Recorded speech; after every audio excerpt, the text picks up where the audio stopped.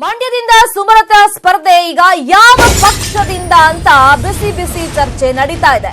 ದೋಸ್ತಿಗಳಿಂದ ಈಗ ಟಿಕೆಟ್ ಇಲ್ಲ ಅನ್ನೋದು ಬಹುತೇಕ ಕನ್ಫರ್ಮ್ ಆಗ್ತಾ ಇದೆ. ಹಾಗಾದ್ರೆ ಬಿಜೆಪಿಯಿಂದ ಸುಮಲತಾ ಅವರು ಮಂಡ್ಯದಿಂದ ಲೋಕಸಭಾ ಚುನಾವಣೆಯಲ್ಲಿ ಕಣಕ್ಕೆ ಇಳಿತಾರಾ ಅನ್ನೋ ಹೊಸ ಚರ್ಚೆ ನಡೀತಾ ಇದೆ. ಸ್ವತಂತ್ರ ಅಭ್ಯರ್ಥಿಯಾಗಿ ಅಖಾಡಕ್ಕೆ ಸುಮಲತಾ ಅವರು ಇಳಿಬಹುದು ಅನ್ನೋ ಚರ್ಚೆ ಕೂಡ ನಡೀತಾ ಇದೆ. ಹೆಚ್ಚು ಕಮ್ಮಿ ಸುಮಲತಾ ಸ್ವತಂತ್ರ ಅಭ್ಯರ್ಥಿಯಾಗೇ ಸ್ಪರ್ಧೆ ಮಾಡ್ತಾರೆ ಅಂತ ಹೇಳಲಾಗ್ತಾ ಇದೆ. ಯಾವ ಪಕ್ಷವೂ ಬೇಡ, ಸ್ವತಂತ್ರ ಅಭ್ಯರ್ಥಿಯಾಗೋಕೆ ಈಗ ನಿರ್ಧಾರವನ್ನ ಮಾಡ್ಕೊಂಡಿದ್ದಾರೆ. ಒತ್ತಡ ಕೂಡ ಆ ನಿಟ್ಟಿನಲ್ಲಿ ಜಾಸ್ತಿ ಆಗ್ತಾ ಇದೆ. ಅಂಬಿ ಅಭಿಮಾನಿಗಳು ಸುಮಲತಾ ಅವರಿಗೆ ಈಗ ಒತ್ತಡವನ್ನ ಹೇರ್ತಾ ಇದ್ದಾರೆ. ಕಾಂಗ್ರೆಸ್ ಹಾಗೇನೆ ಜೆಡಿಎಸ್ ಬಿಟ್ಟು ಬಿಜೆಪಿಗೆ ಹೋದ್ರೆ ಕಷ್ಟ ಆಗುತ್ತೆ, ಬಿಜೆಪಿಯಿಂದ ಟಿಕೆಟ್ ಪಡೆದ್ರೆ ಪ್ರಚಾರಕ್ಕೆ ಅನಾನುಕೂಲ ಆಗುತ್ತೆ ಅನ್ನೋ ಒಪಿನಿಯನ್ ಸದ್ಯಕ್ಕೆ ಕಾರ್ಯಕರ್ತರಿಂದ ಸಿಗ್ತಾ ಇದೆ. ಕಾಂಗ್ರೆಸ್ ಬೆಂಬಲ ಸಿಗದೆ ಹೋಗಬಹುದು ಅನ್ನೋ ಸಲಹೆಯನ್ನ ಕೂಡ ಈಗ ಅಂಬಿ ಅಭಿಮಾನಿಗಳು ಕೊಡ್ತಾ ಇದ್ದಾರೆ. ಹಾಗಾಗಿ ಪಕ್ಷೇತರ ಅಂದ್ರೆ ಸ್ವತಂತ್ರ ಅಭ್ಯರ್ಥಿಯಾಗೆ ಕಣಕ್ಕಿಳಿಯೋದು ಉತ್ತಮ ಅನ್ನೋ ಅಭಿಪ್ರಾಯ ವ್ಯಕ್ತವಾಗ್ತಾ ಇದೆ. ಪಕ್ಷ ಭೇದ ಮರೆತು ಎಲ್ಲರೂ ನಿಮ್ಗೆ ಬೆಂಬಲವನ್ನ ಕೊಡ್ತಾರೆ ಒಂದು ವೇಳೆ ನೀವು ಸ್ವತಂತ್ರ ಅಭ್ಯರ್ಥಿಯಾಗಿ ನಿಂತ್ರೆ. ಜೊತೆಗೆ ಸಿನಿಮಾ ರಂಗದಿಂದಲೂ ಕೂಡ ನಿಮ್ಗೆ ಬೆಂಬಲ ಸಿಗುತ್ತೆ ಅನ್ನೋ ಸಲಹೆ ಸುಮಲತಾ ಅವರಿಗೆ ಸಿಗ್ತಾ ಇದೆ.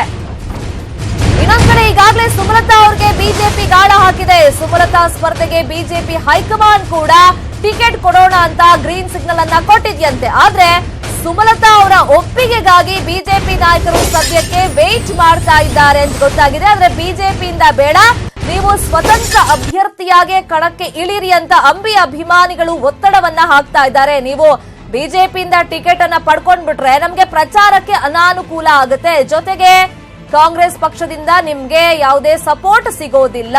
ಸೊ ನೀವು ಸ್ವತಂತ್ರ ಅಭ್ಯರ್ಥಿಯಾಗಿ ನಿಂತು ಬಿಟ್ರೆ ಪಕ್ಷ ಭೇದ ಮರೆತು ಎಲ್ಲರೂ ನಿಮ್ಗೆ ಸಪೋರ್ಟಿವ್ ಆಗಿ ನಿಲ್ತಾರೆ. ಜೊತೆಗೆ ಚಿತ್ರರಂಗದಿಂದಲೂ ಕೂಡ ನಿಮ್ಗೆ ಸಾಕಷ್ಟು ಬೆಂಬಲ ಸಿಗುತ್ತೆ ಅನ್ನೋ ಅಭಿಪ್ರಾಯ ಇದೀಗ ಅಂಬಿ ಅಭಿಮಾನಿಗಳಿಂದ ವ್ಯಕ್ತವಾಗಿದೆ. ಬಹುತೇಕ ಸುಮಲತಾ ಅವರು ಇದೀಗ ಸ್ವತಂತ್ರ ಅಭ್ಯರ್ಥಿಯಾಗಿ ಅಖಾಡಕ್ಕೆ ಇಳಿಯೋದು ಕನ್ಫರ್ಮ್ ಆಗ್ತಾ ಇದೆ. ಈ ಬಗ್ಗೆ ಮತ್ತಷ್ಟು ಇನ್ಫಾರ್ಮೇಶನ್ ಕೊಡ್ತಾರೆ ನ್ಯೂಸ್ ರೂಮ್ ಇಂದ ನೇರ ಸಂಪರ್ಕದಲ್ಲಿ ಜಾಯ್ನ್ ಆಗಿರುವಂತಹ ನಮ್ಮ ರಿಪೋರ್ಟರ್ ಚಿದಾನಂದ್ ಪಟೇಲ್.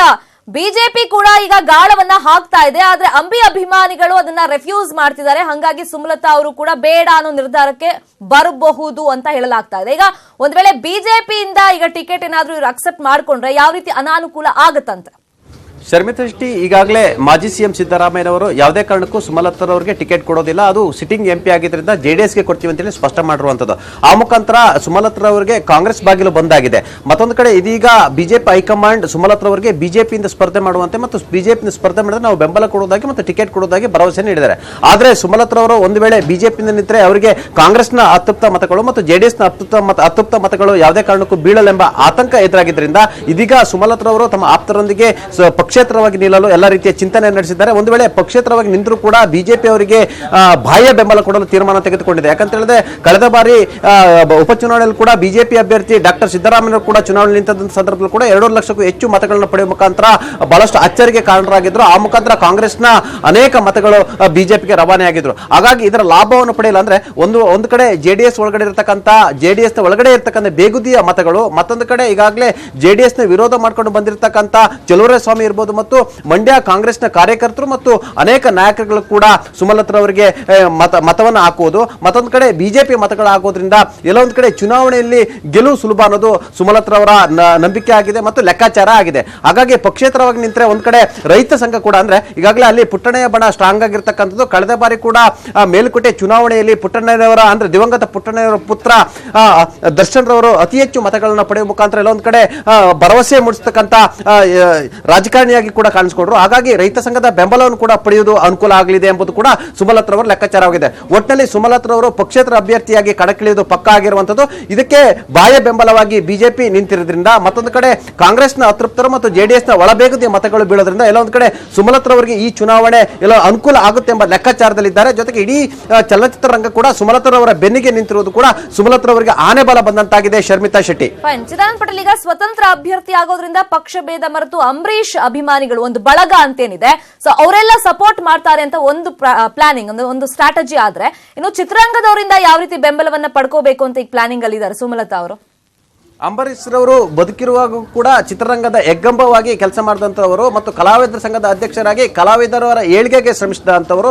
ಜೊತೆಗೆ ಅಂಬರೀಶ್ ರವರು ಅಜಾತ ಶತ್ರುವಾಗಿದ್ರು. ಹಾಗಾಗಿ ಅಂಬರೀಶ್ ಅವರನ್ನ ಇಡೀ ಚಿತ್ರರಂಗ ಕೈ ಹಿಡಿದಿದ್ದು. ಅದೇ ರೀತಿ ಇಡೀ ಚಿತ್ರರಂಗದ ಕೈಯನ್ನು ಕೂಡ ಅಂಬರೀಶ್ ಅವರು ಹಿಡಿದಿದ್ರು. ಹಾಗಾಗಿ ಅಂಬರೀಶ್ ಅವರ ನಿಧನ ನಂತರ ಅಂಬರೀಶ್ ಅವರ ಸ್ಥಾನವನ್ನ ತುಂಬಲಿಕ್ಕೆ ಅಂದ್ರೆ ಅವರ ಕುಟುಂಬದಲ್ಲಿ ಇದಾಗಲೇ ಸುಮಲತ್ರವರಿಗೆ ಆ ಜವಾಬ್ದಾರಿ ಬಂದಿರೋದ್ರಿಂದ, ಜೊತೆಗೆ ಅಂಬರೀಶ್ ಅವರು ಮತ್ತು ಚಲನಚಿತ್ರರಂಗ ಕೂಡ ತನ್ನದೇ ಆದ ಒಡನಾಟ ಇರೋದ್ರಿಂದ ಅಂಬರೀಶ್ ಅವರ ಋಣ ತೀರಿಸಲು ಸುಮಲತ್ರವರನ್ನ ಚುನಾವಣೆಯಲ್ಲಿ ಅವರ ಪರವಾಗಿ ಕೆಲಸ ಮಾಡೋ ಮುಖಾಂತರ ಅವರನ್ನು ಗೆಲ್ಲಿಸುವ ಮುಖಾಂತರ ಅಂಬರೀಶ್ ಅವರಿಗೆ ಎಲ್ಲ ಒಂದ್ ಕಡೆ ಅವರ ಏನು ಅಗಲಿಕೆಯನ್ನ ಸುಮಲತ್ರ ಗೆಲುವಿನ ಮುಖಾಂತರ ಪಡೆಯಲು ಕೂಡ ಚಿತ್ರರಂಗ ಸಿದ್ಧರಾಗಿರುವಂತದ್ದು. ಈಗಾಗಲೇ ಸುಮಲತ್ರ ಅವರು ಕೂಡ ಚಾಲೆಂಜಿಂಗ್ ಸ್ಟಾರ್ ದರ್ಶನ್ ಹಾಗೂ ಯಶ್ ಸೇರಿದಂತೆ ಅನೇಕ ನಾಯಕ ನಟರನ್ನ ಸಂಪರ್ಕ ಮಾಡಿರುವಂತದ್ದು ಮತ್ತು ಚುನಾವಣೆಯಲ್ಲಿ ಸಹಾಯ ಮಾಡಬೇಕಂತೇಳಿ ಮನವಿಯನ್ನು ಮಾಡಿದ್ದಾರೆ. ಈ ಎಲ್ಲದರ ನಡುವೆ ಕೂಡ ಡಾಕ್ಟರ್ ರಾಜ್ ಕುಟುಂಬವನ್ನು ಕೂಡ ಸದ್ಯದಲ್ಲೇ ಸುಮಲತ್ರ ಅವರು ಭೇಟಿಯಾಗಿ ಅವರ ಸಹಾಯವನ್ನು ಕೂಡ ಕೇಳಿದ್ದಾರೆ. ಒಟ್ಟಿನಲ್ಲಿ ಸುಮಲತ್ರ ಅವರು ಕೂಡ ತುಂಬಾ ಪ್ರಬುದ್ಧವಾಗಿ ತುಂಬಾ ಸ್ಟ್ರಾಟಜಿಕ್ ಆಗಿ ರಣತಂತ್ರವನ್ನು ಎಣಿತಿದ್ದಾರೆ ಅಂತಲೇ ಹೇಳ್ಬೋದು. ಶರ್ಮಿತಾ ಶೆಟ್ಟಿ ಪಟೇಲ್, ಇನ್ನೊಂದು ಕಡೆ ಈಗ ಬಿಜೆಪಿ ಅವರು ಒಂದ್ ಕಲ್ಲನ್ನ ಎಸ್ತಿದ್ದಾಗಿದೆ. ಬಟ್ ಗ್ರೀನ್ ಸಿಗ್ನಲ್ ಸುಮಲತಾ ಕಡೆಯಿಂದ ಬರೋದಕ್ಕೋಸ್ಕರ ವೇಟ್ ಮಾಡ್ತಿದ್ದಾರೆ. ಹೈಕಮಾಂಡ್ ಕೂಡ ಇದಕ್ಕೆ ಓಕೆ ಅಂತ ಹೇಳಿದೆ. ಬಟ್ ಬಿಜೆಪಿಯಿಂದ ಟಿಕೆಟ್ ಪಡ್ಕೊಂಡ್ರೆ ಈಗ ಬಾಹ್ಯ ಬೆಂಬಲ ಅಂತ ನೀವಂದ್ರಿ, ಅದಾದ್ರೂ ಕೂಡ ಈಗ ಪ್ರಚಾರಕ್ಕೆ ಬಹುಶಃ ಅನಾನುಕೂಲ ಆಗಬಹುದು ಅನ್ನೋ ಅಭಿಪ್ರಾಯ ಅಂಬಿ ಅಭಿಮಾನಿಗಳಲ್ಲಿದೆ. ಸೊ ಇದನ್ನ ಹೆಂಗ್ ಬ್ಯಾಲೆನ್ಸ್ ಮಾಡ್ಬೋದು ಹಂಗಾದ್ರೆ ಅವರು? ಶರ್ಮಿತಾ ಶೆಟ್ಟಿ, ಒಂದು ವೇಳೆ ಸುಮಲತ್ರವರು ಬಿಜೆಪಿಯಿಂದ ಕಣಕ್ಕಿಳಿದ್ರೆ ಬಹುತೇಕ ನಟರು ಅವರಿಗೆ ಪ್ರಚಾರ ಸಂದರ್ಭದಲ್ಲಿ ಹಿಂದೆ ಸರಿಯುವ ಸಾಧ್ಯತೆ ಇದೆ ಅಂತ ಹೇಳಲಾಗ್ತಿದೆ. ಯಾಕಂತ ಹೇಳಿದ್ರೆ ಅನೇಕ ನಟರುಗಳು ಯಾವುದೇ ಪಕ್ಷ ಮತ್ತು ಸಿದ್ಧಾಂತದೊಂದಿಗೆ ಗುರುತಿಸಿಕೊಂಡಿಲ್ಲ. ಅವರು ವೈಯಕ್ತಿಕವಾಗಿ ಸುಮಲತ್ರವರಿಗೆ ಬೆಂಬಲವನ್ನ ಘೋಷಣೆ ಮಾಡ್ತಿರುವಂತದ್ದು. ಹಾಗಾಗಿ ಇಲ್ಲಿ ಬಿಜೆಪಿ ಅಂತ ಹೇಳಿದ್ರೆ ಒಂದು ಪಕ್ಷವಾಗಿ ಬರುತ್ತೆ, ಒಂದು ಪಕ್ಷಕ್ಕೆ ನಾಯಕ ನಟರು ಬೆಂಬಲ ನೀಡಿದಂತಾಗುತ್ತೆ. ಅದು ಕೂಡ ರಾಜ್ಯದ ಚುನಾವಣೆ ಅಂದ್ರೆ ಲೋಕಸಭೆ ಚುನಾವಣೆಯಲ್ಲಿ ರಾಜ್ಯದಲ್ಲಿ ಬೇರೆ ರೀತಿಯ ಸಂದೇಶ ರವಾನೆ ಆಗುತ್ತೆ. ಹಾಗಾಗಿ ಇದರ ಅಪಾಯವನ್ನು ಅರಿತಿರ್ತಕ್ಕಂಥ ಸುಮಲತಾ ಕೂಡ ಜಾಣ ಹೆಜ್ಜೆಯನ್ನು ಇಡಲು ಮುಂದಾಗಿರುವಂತದ್ದು. ಪಕ್ಷೇತರ ಅಭ್ಯರ್ಥಿಗೆ ಕಣಕ್ಕಿಳಿಯುವ ಮುಖಾಂತರ ಎಲ್ಲರ ಮತಗಳನ್ನು ಪಡೆಯುವ ಒಂದು ತಂತ್ರಗಾರಿಕೆಯನ್ನ ಮಾಡ್ತಿದ್ದಾರೆ ಶರ್ಮಿತಾ ಶೆಟ್ಟಿ. ಫೈನ್. ಅಂದ್ರೆ ಈಗ ಬಹುಶಃ ಕಾಂಗ್ರೆಸ್ ಇಂದ ಒಂದಿಷ್ಟು ನಿರೀಕ್ಷೆ ಇತ್ತು. ಎಲ್ಲಾ ನಾಯಕರನ್ನ, ಅದರಲ್ಲೂ ಸಿದ್ದರಾಮಯ್ಯ ಅಂತ ನಾಯಕರನ್ನ ಭೇಟಿ ಮಾಡಿ ಟಿಕೆಟ್ಗೋಸ್ಕರ ಮನವಿಯನ್ನ ಮಾಡ್ಕೊಂಡಿದ್ರು. ಫೈನಲಿ ಅದು ಸಾಧ್ಯವಾಗಿಲ್ಲ. ಬಟ್ ಇವಾಗ ಕಾಂಗ್ರೆಸ್ ಅವ್ರಿಗೆ, ಜೆಡಿಎಸ್ ಅವ್ರಿಗೆ ಸ್ವತಂತ್ರ ಅಭ್ಯರ್ಥಿಯಾಗಿ ನಿಂತ್ರೆ ಯಾವ ರೀತಿ ಬಿಸಿ ತುಪ್ಪ ಆಗ್ಬಹುದು ಎಲೆಕ್ಷನ್ ಅಲ್ಲಿ? ಪಟೇಲ್, ಶರ್ಮಿತಾ ಶೆಟ್ಟಿ, ಮಂಡ್ಯ ಲೋಕಸಭಾ ಕ್ಷೇತ್ರದಲ್ಲಿ 7 ವಿಧಾನಸಭಾ ಕ್ಷೇತ್ರಗಳು ಬರ್ತವೆ. ಈ 7 ವಿಧಾನಸಭಾ ಕ್ಷೇತ್ರಗಳು ಕೂಡ ಜೆಡಿಎಸ್ ನ ಶಾಸಕರೇ ಇರೋದ್ರಿಂದ ಅಲ್ಲಿ ಯಾವುದೇ ಒಬ್ಬ ಕಾಂಗ್ರೆಸ್ ಶಾಸಕರು ಇಲ್ಲ. ಜೊತೆಗೆ ಉಪಚುನಾವಣೆಯಲ್ಲಿ ಕೂಡ ಜೆಡಿಎಸ್ ಗೆ ಅಭ್ಯರ್ಥಿಯನ್ನು ಬಿಟ್ಟುಕೊಟ್ಟಿರುವಂತದ್ದು. ಒಟ್ಟಾರೆ ಅದು ಸಿಟ್ಟಿಂಗ್ ಎಂಪಿ ಆಗಿದ್ರಿಂದ ಅನಿವಾರ್ಯವಾಗಿ ಮಂಡ್ಯ ಕ್ಷೇತ್ರವನ್ನ ಜೆಡಿಎಸ್ ಗೆ ಬಿಟ್ಟುಕೊಡುವಂತ ಸ್ಥಿತಿ ಕೂಡ ಕಾಂಗ್ರೆಸ್ಗೆ ನಿರ್ಮಾಣವಾಗಿದೆ.